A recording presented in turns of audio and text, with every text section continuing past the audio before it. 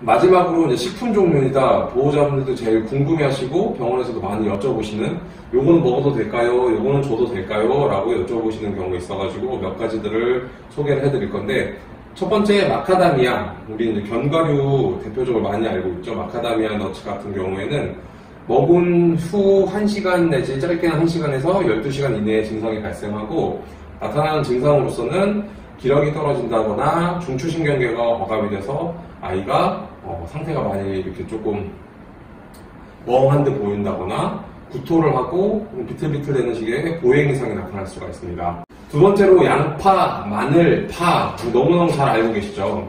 이런 성분들의 식품들은 강아지와 고양이에게서 용혈을 유발합니다. 적혈구가 깨지는 현상을 유발을 해서 빈혈 관련된 증상이 나타날 수가 있고요. 강아지에서는 시바견이라던가 아키타 견종 같은 경우 양파, 마늘, 파와 같은 식품에 대한 중독이 조금 더 민감하다고 알려져 있습니다. 나타날 수 있는 증상은 첫 번째 구토, 설사, 침 흘림, 다들 비슷한 증상들이죠. 이런 것들이 나타날 수가 있고, 용혈 유발과 관련해가지고는 점막이 창백해진다거나 기력이 떨어져 보이고 호흡이 빨라지고 심박이 증가하고, 심한 경우에는 적혈구 파괴로 인해서 황달 혹은 혈색소뇨 이런 것들이 나타날 수가 있습니다. 혈색소뇨는 혈뇨하고는 좀 달리, 혈뇨는 그 소변에 혈액이 섞여서 나오기 때문에 보호자분 보셨을 때 피가 섞여 있어요 이렇게 느끼실 수가 있는데, 혈색소뇨 같은 경우에는 전반적으로 조금 더 붉은 기운 내지 주황색 기운을 띠는 그런 식의 소변을 보게 돼요. 그러니까 혈액이 여기저기 섞여 있는 식이 아니라 전체적인 소변의 색이 많이 노랗다 못해 조금 붉은 빛을 띠려고 하는 그런 혈색소뇨 같은 증상이 나타날 수도 있습니다. 특히 한국 음식은 앞서 말씀드렸던 양파, 마늘, 파 이런 종류의 양념이 많이 있기 때문에 집에서 뭔가 음식을 조리하시고서 그런 음식을 강아지들께 같이 나눠주신다거나 이런 일들은 반드시 피해 주셔야 해요. 그 다음은 포도, 건포도 얘네들도 많이 알려져 있는데요. 먹고 나서 짧게는 4시간에서 6시간 이내에 증상이 나타날 수가 있고, 구토, 기력, 설사 이런 것들이 나타날 수 있으며, 포도 종류도 이제 심부전과 관련된 증상들이 가장 주요합니다. 때문에 요독증이라던가 단백뇨, 혈뇨 이런 것들이 집에서 보실 수 있는 것들은 혈뇨라던가 이런 것들이 되겠죠.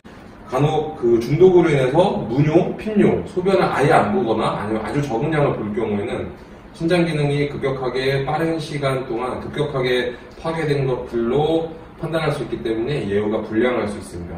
그 다음 초콜릿, 커피, 카페인. 초콜릿 같은 경우에 이제 초콜릿 먹었어요 하고서 많이 연락을 주시는데요.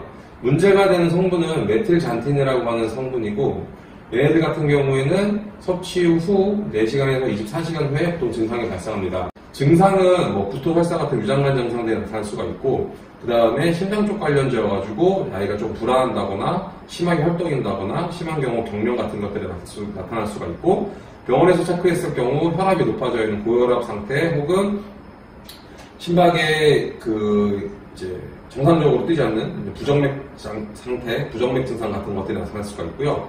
초콜릿 중에서도 이거는 좀 안전해요 이렇게 말씀드린 건 아니지만은, 보통 이제 다크 초콜릿 같은 경우 카카오 함량이 높은 다크 초콜릿 혹은 제빵용 초콜릿이 더 위험하다고 알려져 있기 때문에 초콜릿 종류는 어떤 종류가 되었든 간에 항상 주의를 해주시면 좋을 것 같아요.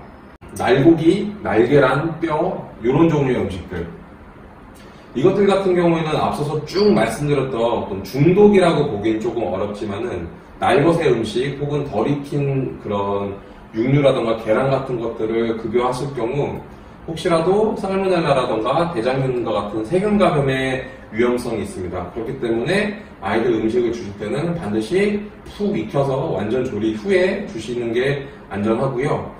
그 다음 뼈 같은 경우에는 실제로 뼈를 간식으로 시중에 현재 많이 나와 있고 유통이 되고 있고, 뼈를 주는 게 치아 건강이라던가 아이들 스트레스 해소라던가 이런 부분에 좋다라고 알고 계신 경우도 있으신데, 혹시라도 그렇게 주신 뼈 제품 혹은 뼈 자체가 그냥 꿀떡 삼켜버리거나 너무 큰 채로 유장관 속에 들어갔을 경우 뼈가 오래 머무르면서 위라던가 장을 물리적으로 자극할 가능성들이 첫 번째가 있고요.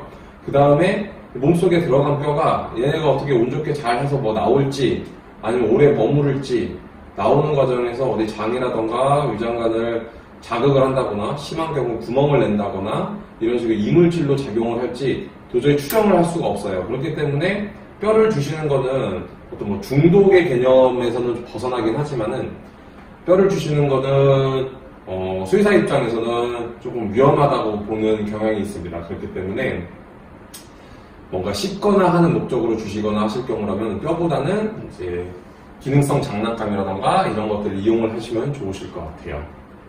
우리 아이가 화초를 뜯어먹었어요. 뭘 먹은 것 같아요. 이런 얘기들을 많이 하시는데 그런 게 있을 경우에 조금 이제 집에서 찾아보실 만한 유용한 사이트가 있어요.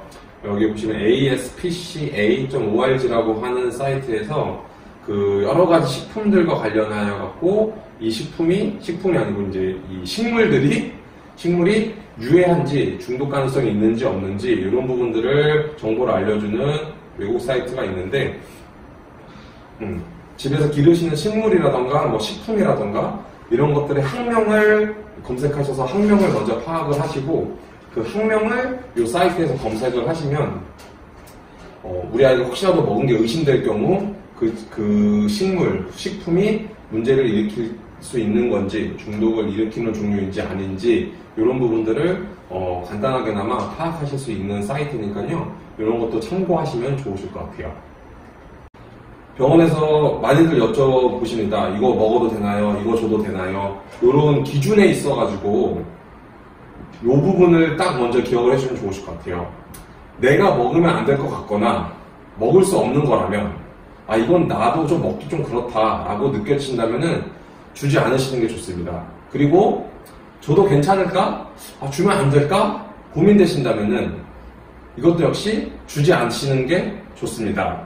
그리고 또한 직접 주시지 않는다 하시더라도 내가 잠깐 한눈판 사이에 이렇게 미처 치우지 못한 사이에 아이들이 낼름 먹어버리는 경우도 있을 수 있기 때문에 강아지 키우시는 집에서는 항상 주변을 깨끗이 정리해 주시는 게 좋고요. 만약에 우리 아이가 뭔가 먹은 것이 의심된다 이런 상황이 있다고 하신다면은 그게 뭐 식품이건 화학물질이건 세제건 해당 상품, 해당 제품을 병원에 같이 갖고 오신다거나 혹은 최소 제품 이름이라도 파악을 하고 계신다면은 진료를 보고 상담을 드리는 데 있어가지고 훨씬 더 많이 도움이 되기 때문에 이 부분도 같이 잘 기억해 주시기 바랍니다.